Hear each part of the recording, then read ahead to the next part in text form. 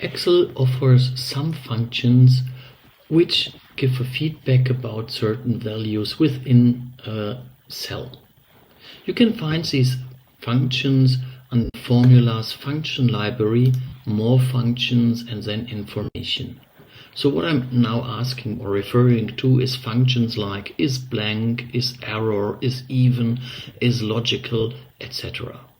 Let's have a look. In here we have the function is logical, which refers to the cell C2. So and if we enter a value like true, then you see it's recognized as a Boolean value, as a logical value, and it's true. If, however, I enter a 1, which is usually interpreted as a logical value as well, you see it's false. If I enter a simple text, it's false as well. So these are not logical value. You can have others, like for example is empty. Is blank. And again we enter the following cell. It's true because it's blank.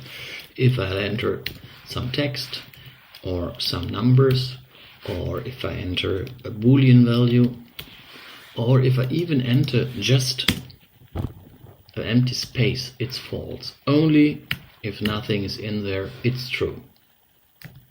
And we have functions like is even or is odd, where a number is checked if it is even or odd. You can again say it's C4. If you enter 24, it's true. If you enter 23, it's false. If we enter a text, we get a problem.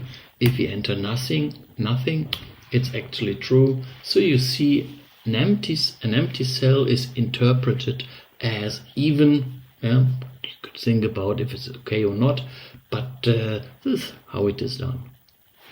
Again, you can see there is quite some functions starting with is, and these are used simply for to check contents of cells for certain conditions.